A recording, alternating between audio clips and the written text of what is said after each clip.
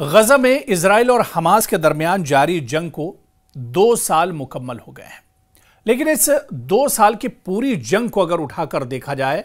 तो इस जंग में जहां पर इजराइल ने बेतहाशा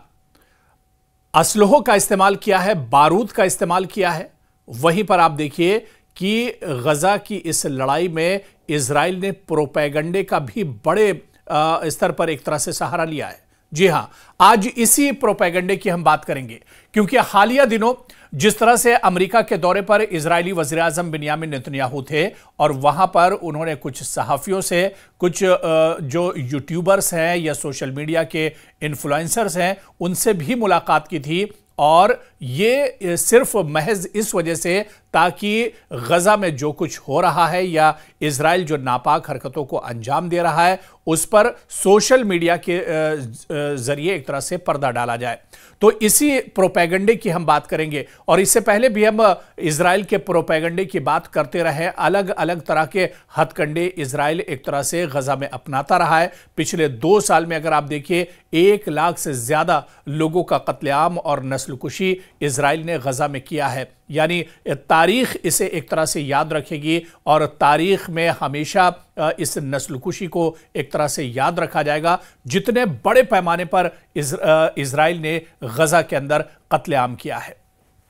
तो दरअसल हम बात कर रहे हैं इजराइल के प्रोपेगंडे की, इजराइल के नापाक जो मंसूबे थे, किस तरह से उसने गजा के अंदर अंजाम दिए हैं, और इसमें किस तरह से उसने सहाफ़ियों का, सोशल मीडिया से जुड़े हुए जो यूट्यूबर्स हैं या इन्फ्लुएंसर्स हैं, उनका इस्तेमाल किया है। दरअसल गजा में जारी कार्रवाइयों पर बढ़ती हुई आलमी मुखालिफत और दबाव से निकलने के लिए इजराइल ने अमरीकी सोशल मीडिया इन्फ्लुएंसर्स को अपने हक में इस्तेमाल करना शुरू कर दिया है।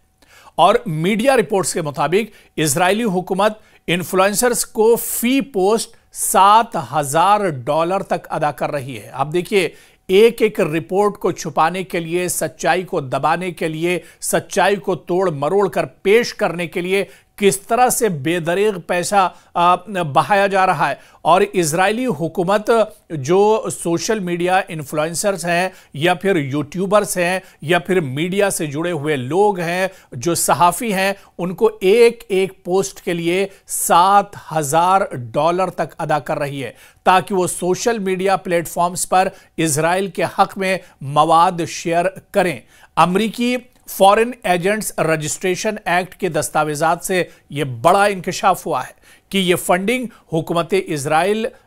हवास मीडिया ग्रुप के जरिए कर रही है। बताया गया कि $9 लाख के इब्तिदाई बजट का निस्फ अमरीकी इन्फ्लुएंसर्स की भर्ती और तरबियत पर खर्च किया जा रहा है। मजीद यह भी सामने आया है कि इजराइल ट्रंप के साबिक डिजिटल स्ट्रेटेजिस्ट ब्रेड पार्स्केल को माहाना $15 लाख दे रहा है, ताकि वो मसनूई ज़हानत के जरिए यानी AI के जरिए हजारों इजरायली हामी पैगामात तख्लीक कर सके। तो आप देखिए कि किस तरह से पूरा प्रोपेगेंडा किया जा रहा है। और आप पिछले 2 साल में सिर्फ गजा के अंदर देखिए, गजा की सच्चाई निकलकर सामने ना आने पाए, गजा में जो कत्ले आम हो रहा है, जिस तरह से नस्लकुशी की जा रही है, जिस तरह से यहां पर बम बरसाए जा रहे हैं, ऐसे में आप देखिए कि तकरीबन 300 तक सहाफ़ियों का कत्ल किया गया। 300 सहाफ़ी जो है वो गजा के अंदर शहीद किए गए, और इसमें तकरीबन हर मुल्क के एक तरह से जो सहाफ़ी हैं वो शामिल हैं। ख़ासतौर से मशरिक़ वस्ता के अलग अलग इदारों से जुड़े हुए जो सहाफ़ी हैं, जो सच्चाई एक तरह से दुनिया को दिखाना चाहते थे, जो गजा की सच्चाई दुनिया के सामने लाना चाह रहे थे, उन पर एक तरह से हमला किया गया और उन्हें शहीद कर दिया गया, उन्हें मौत के घाट उतार दिया गया। तो यह हकीकत एक तरह से दुनिया जान रही है। लेकिन अब जो सच्चाई निकलकर सामने आई है कि इन हकीकतों को छुपाने के लिए, चाहे वो गजा का कत्लेआम हो, चाहे गजा पर पूरा कंट्रोल हो, चाहे गजा की नाकाबंदी हो, चाहे गजा में भुखमरी जैसे हालात हो, कहत हो, इन तमाम चीजों को छुपाने के लिए जो गजा पर इजराइल के जरिए से जुल्म किया गया, जो गजा पर IDF ने जुल्म के पहाड़ तोड़े हैं, इन्हें छुपाने के लिए बड़े पैमाने पर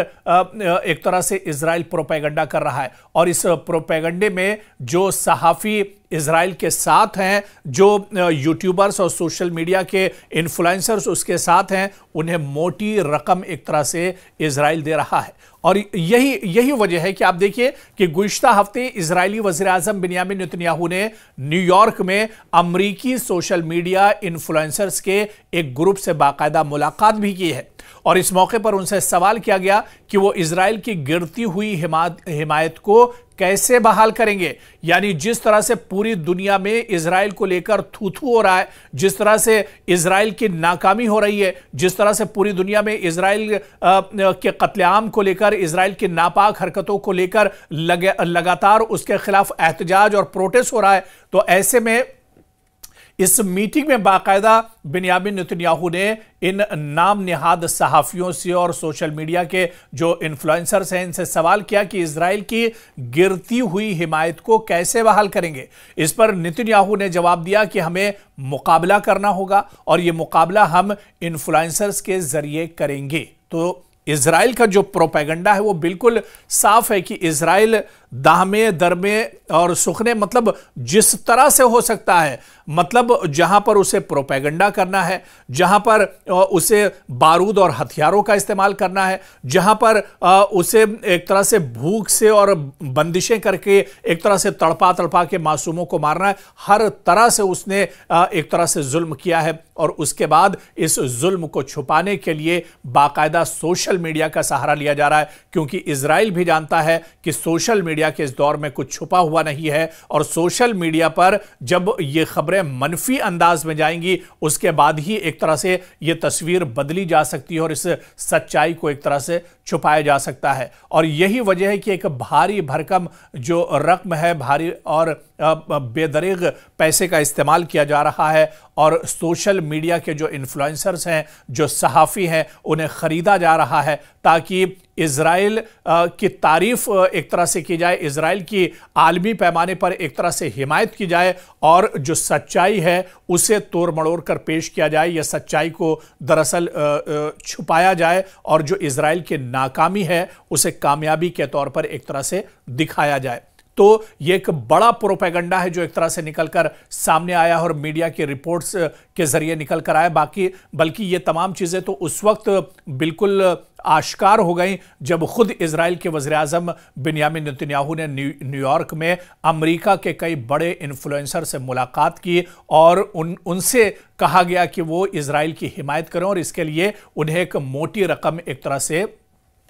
अदा की गई है। तो ऐसे में इजराइल का जो पूरा प्रोपेगेंडा है वो निकलकर अब दुनिया के सामने आ चुका है कि किस तरह से उसने गजा में हालात बर्बाद किए हैं, किस तरह में उसने मासूमों के साथ कत्लेआम किया है और इन तमाम चीज़ों पर पर्दा डालने के लिए अब वो एक तरह से इस तरह का प्रोपेगेंडा कर रहा है। और ट्रंप डील के बाद जब ये कहा जा रहा था कि इजराइल, खुद डोनाल्ड ट्रंप ने इजराइल से भी कहा था कि वो अपने हमले रोक दे, लेकिन वो